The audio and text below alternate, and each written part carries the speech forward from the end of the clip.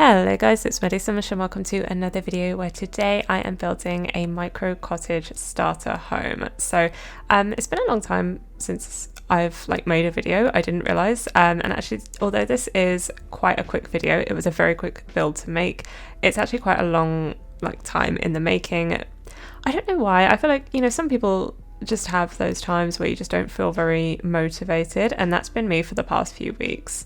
I feel like I've kind of, finished work in the evenings and been in that kind of mood where it's just there's so many different things I want to do, and in the end I literally do nothing. I think, oh, I want to do this, I want to edit the video, I want to film a video, I want to draw, I want to watch this new show, and I just end up doing nothing and just scrolling on my phone for hours. I know a lot of people can probably relate to that. So that's been me for the last few weeks. I've really wanted to finish the video, do the editing and things like that, but I just haven't gotten around to it.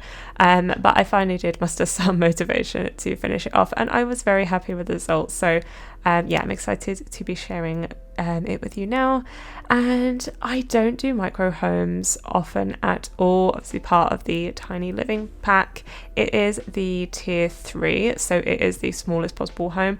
It is the maximum amount of tiles, which is 32 for a micro home. I did want to make the most of it.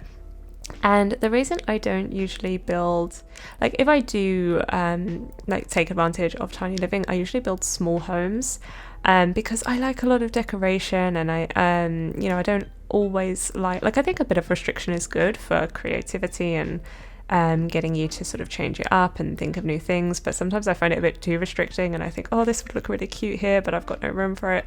But I thought I would kind of fancy the challenge, and actually it worked out really well. I actually had a lot of fun, and it was easier than I thought. I got to the end and I thought, oh, I must have forgotten a room or something, because it just felt so much easier than other attempts. And I think it's just because of the whole cottage vibe, just making it really small and contained just really fit what I was going for. So you can see I've got these little stone fences. They are part of the debug catalog, and they came with the most recent expansion pack, Cottage Living.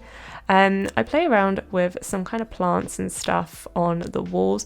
I do end up removing that chimney. I don't really know what I was thinking. I wanted a really long chimney. I thought that would be really cute, and usually I would do that by adding a wall that goes kind of all the way up, but obviously that would take up a tile count, so I couldn't do that because, as I said, I was using the maximum amount of tiles for a micro home.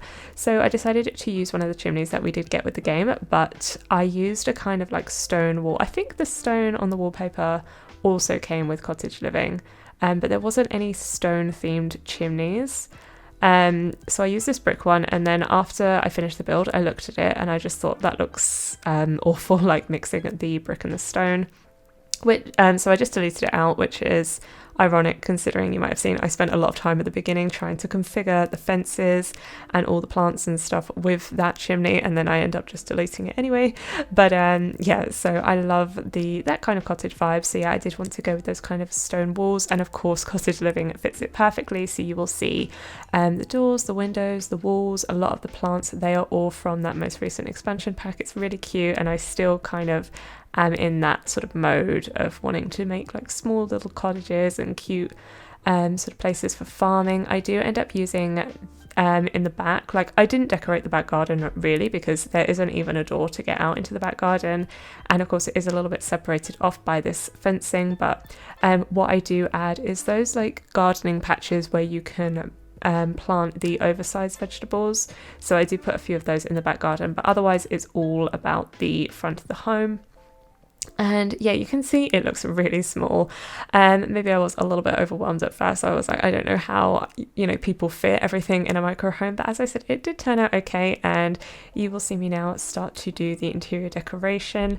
I did the relatively standard 3x1 bathroom where I've just got an open shower up against the wall, and then a toilet and sink either side. I know that's pretty common for micro homes, so I just kept it as it is, because I don't know, it was just easier, and it's not my favorite. I always just think, I think they're called wet rooms, where it's just a shower, and I've actually been in one once before, and the water just goes everywhere. It's so impractical. But I added a little bit of realness, even though obviously space is quite limited. Those I don't know what you call it, like units with the towels and stuff that you can see outside of the bathroom there. Like that's where you would keep all your toiletries and stuff.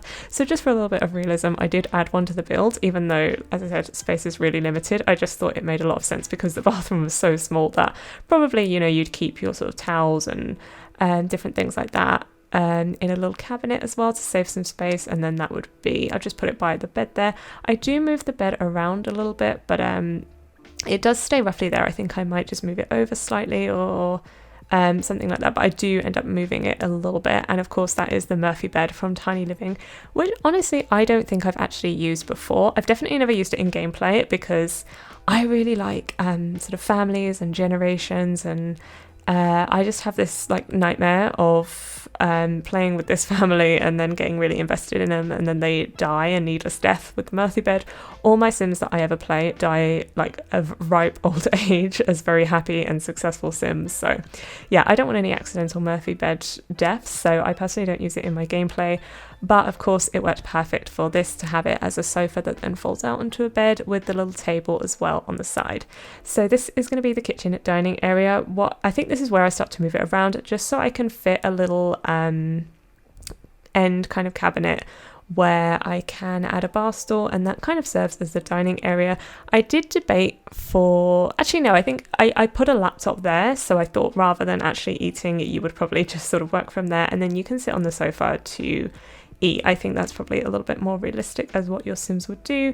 This is a custom content bar stool, but I thought it looked really nice with the colours. You can see I do have a little bit of a green theme throughout this build.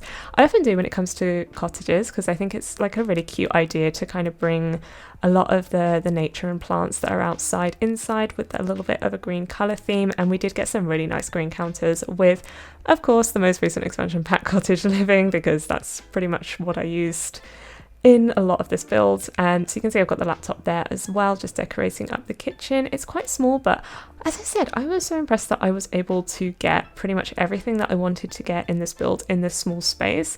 And the thing is, when I build, I usually do open plan anyway, so it wasn't even that much of a difference.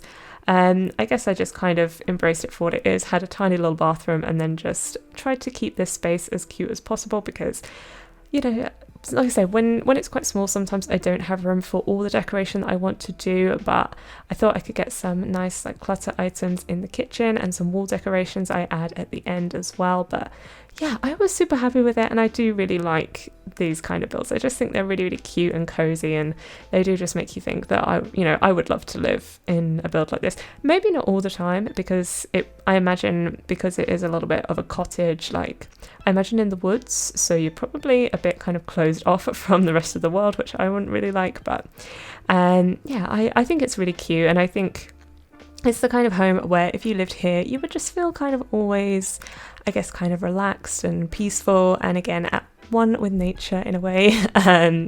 So I've got this little corner table. I spent a lot of time sort of decorating this space because there was a bit of plants sticking through the wall.